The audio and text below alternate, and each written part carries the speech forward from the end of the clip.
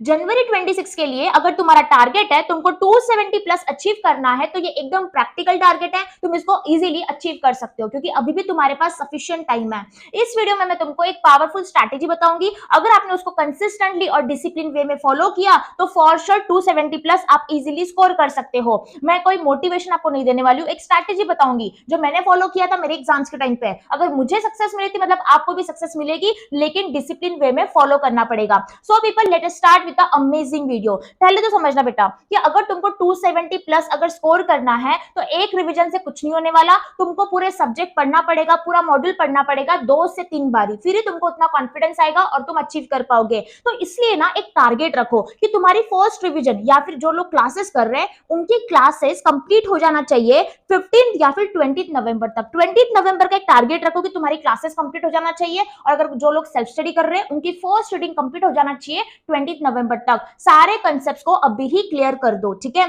अभी जो लोग क्लासेस कर रहे हैं, क्लासेस के अलावा तुमको 3 घंटे तो सेल्फ स्टडी करना पड़ेगा। जो जो क्लासेस में पढ़ा रहे, मैथ्स में, अकाउंट्स में, डेली रीड करो, उसको समझो, प्रॉब्लम को सॉल्व करो, होमवर्क को सॉल्व करो, और बैकलॉग कुछ भी मत रखो, हर एक चीज को क्लियर करते जाओ। बस तुम्हारी एक ही रिस्पॉन्सिबिलिटी है, जो जो क्लास में पढ़ा रहे अपने को बस उसको रिवाइज करना है, दैट्स इट, ठीक है। और संडे को क्या करना है, जो जो वीक डेज में जो भी तुमने पढ़ा पूरे वीक में, तुमको संडे को रिवाइज करना है। इतना फॉलो करो पूरे 20 नवंबर तक, देखना तुम्हारा कॉन्फिडेंस बूस्ट अप होगा। सो ये हो जाएगी तुम्हारी फर्स्ट वाली रीडिंग। अभी ना अगर तुम्हारी क्लासेस थोड़ी डिले हो रही है, इससे लेट हो रहा है, बहुत ज्यादा लेट हो रहा है, तो आप मुझे कमेंट सेक्शन में बताना, मैं आपको सॉल्यूशन बता दूंगी। अगर थोड़ा बहुत होता है तो चलता है, लेकिन बहुत ज्यादा लेट नहीं होना चाहिए क्योंकि तुमको रिवाइज भी करना पड़ेगा, सेल्फ स्टडी भी करना पड़ेगा। Next is people, after 20 November to 25 December, ठीक है, यहाँ पे तुम्हारी सेकंड रिवीजन स्टार्ट हो जाएगी। और ये बहुत इंपॉर्टेंट है क्योंकि बेटा सेल्फ स्टडी बहुत इंपॉर्टेंट रहती है सी एग्जामिनेशन में। तो यहाँ पे तुम सेल्फ स्टडी करोगे from 20 November to 25 December. 35 days में तुम्हारे सारा पोर्शन कवर हो जाएगा, सारे सब्जेक्ट कवर हो जाएंगे, क्योंकि यहाँ पे तुमने ऑलरेडी कंसेप्ट क्लैरिटी कर दिया, तो यहाँ पे तुमको कम टाइम लगेगा और तुम इजीली पूरा पोर्शन कवर कर सकते हो। अभी ना यहाँ पे ये वाले टाइम पे तुमको कैसे रिवाइज करना चाहिए, अभी मैं तुमको जो एडवाइस बताने वाली हूँ वो बहुत ही प्रैक्टिकल एडवाइस है, and believe me people, do follow this advice. बहुत सारे सीए फाउंडेशन के स्टूडेंट्स जो फेल होते हैं ना, बिकॉज वो ये टाइम टेबल को, स्ट्रैटेजी को फॉलो नहीं कर पाते। देखो बहुत सारे सीए स्टूडेंट जो भी फेल होते हैं फाउंडेशन में, उनको रीजन पूछना, वो तुमको पता है एक ही रीजन बताएंगे कि यार मैं टाइम पे भूल गया, मुझे कंसेप्ट याद नहीं आया था, पर्टिकुलर कंसेप्ट मैंने पढ़ा था बट मुझे टाइम पे लिखते नहीं आया, मैं हर चीज को भूल गया। उनका ये एक ही रीजन रहेगा मोस्ट ऑफ द स्टूडेंट्स का। तो इसलिए ना तुमको अगर लास्ट तक हर एक चीज को याद रखना है तो उसके लिए टाइम टेबल क्या होना चाहिए। तो देखो ऐसा बिल्कुल भी मत करना जैसे 20 नवंबर टू 28 नवंबर मैं क्या करूंगा, 8 दिन सिर्फ अकाउंट्स करूंगा, 8 दिन सिर्फ अकाउंट्स करूंगा, पूरे 8 से 9 घंटे सिर्फ अकाउंट्स करूंगा। मैं तुमको बता रही हूँ, जो तुमने अकाउंट्स पढ़ा पूरे पूरे दिन, अगर 1 महीने बाद मैं तुमको पूछूंगी ना कुछ कंसेप्ट, तुमको 20% याद रहेगा, 80% तुम भूल जाओगे। तो मुझे बताओ ऐसी पढ़ाई क्या काम की जो तुम पूरे दिन कर रहे हो, शिद्दत से कर रहे हो, लेकिन 1 महीने बाद तुम हर चीज को भूल जा रहे हो। तो ऐसी पढ़ाई कुछ काम की नहीं है, this is not a smart study.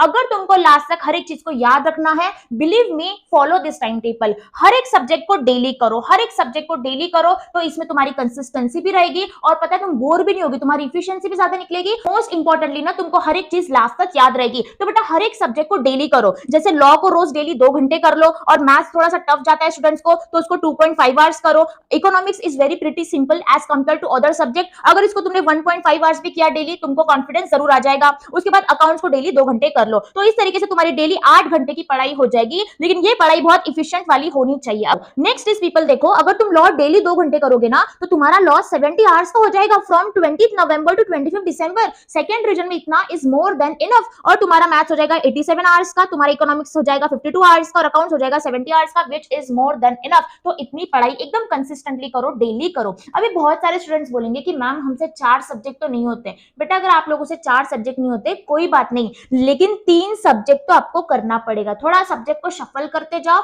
लेकिन डेली 3 सब्जेक्ट करो ताकि आप सब्जेक्ट को रिटेन रख पाओ लास्ट तक। मैं बता रही हूँ, अगर तुमको लास्ट तक हर एक चीज को याद रखना है तो इससे अच्छी एडवाइस कुछ भी नहीं है कि तुमको डेली 3 सब्जेक्ट को तो भी करना पड़ेगा, डेली 4 सब्जेक्ट को तो भी करना पड़ेगा, तो लास्ट तक ना आपको हर चीज याद रहेगी, ठीक है।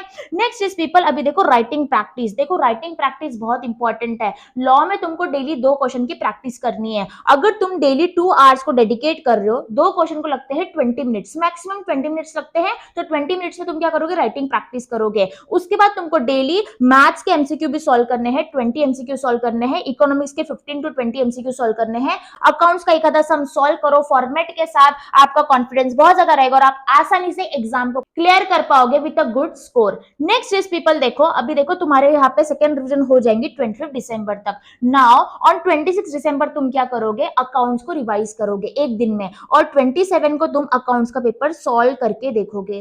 फिर 28 को तुम रिवाइज करोगे लॉ का पेपर सॉल्व करके निकालो 29 को। अब देखो पेपर सॉल्व करना मतलब क्या करना है तुमको, मॉडल टेस्ट पेपर इंस्टीट्यूट ने साइट पे दिया है, मॉडल टेस्ट पेपर हर एक सब्जेक्ट के 10-10 पेपर दिए हैं, उसमें से एक आधा सॉल्व कर लो या फिर एमटीपी भी सॉल्व कर सकते हो। सारे पेपर्स के जो लेवल है बहुत अच्छा है, कोई भी पेपर तुम सॉल्व कर सकते हो। उसके बाद 30 और 31 को तुमको मैथ्स का रिवीजन करना है, 1 जनवरी को मैथ्स का पेपर सॉल्व करना है प्रॉपर 3 घंटे में। उसके बाद तुमको सेकेंड को इकोनॉमिक्स रिवाइज करना है, थर्ड को इकोनॉमिक्स का पेपर देना है। उसके बाद 4th एंड 5th को तुमको क्या करना है, आरटीपी एंड एमटीपी सॉल्व करके निकालना है। इस तरीके से तुम्हारी आरटीपी एमटीपी भी हो जाएंगी, 2 रिवीजन भी हो जाएंगी और पेपर सॉल्विंग भी हो जाएंगी। उसके बाद भी तुम्हारे पास 1 वीक बचता है। 1 वीक में क्या करना है, जो भी तुमको समझ में आया कि यार पेपर में मैं पर्टिकुलर मिस्टेक कर रहा हूं या फिर कोई कंसेप्ट में दिक्कत आ रही है, ये एक हफ्ते में सारी मिस्टेक को सुधार लो। वो जो भी कंसेप्ट समझ में नहीं आ रहा है उसको सॉल्व कर लो प्रॉपरली, हर एक चीज पे कॉन्फिडेंस डालो, क्योंकि तुम्हारे पास एक हफ्ता बचता है। फ्रॉम 6 जनवरी टू 13 जनवरी सारे मिस्टेक को सॉल्व कर लो और कॉन्फिडेंस ला लो। Next is people, from 14 to 17 तुमको तो अकाउंट्स की पढ़ाई करना पड़ेगा, क्योंकि 18 को अकाउंट्स का पेपर रहेगा। इस तरीके से तुम ये चीज को फॉलो कर सकते हो, स्ट्रेटेजी को फॉलो कर सकते हो। मैं गारंटी के साथ बोल सकती हूँ, अगर डेली एमसीक्यू सॉल्व करोगे, डेली 2 क्वेश्चन लॉ के सॉल्व करोगे और कंसिस्टेंटली 8 घंटे पढ़ाई करोगे, इस तरीके से तुम्हारा स्कोर बहुत अच्छा आएगा। कॉन्फिडेंटली बोल रही हूँ मतलब, लेकिन डिसिप्लिन से फॉलो करना पड़ेगा। So people, I hope this video was helpful for you. Do share this video with your friends, उनको भी हेल्प मिलेंगी। एंड मिलते हैं नेक्स्ट वीडियो में।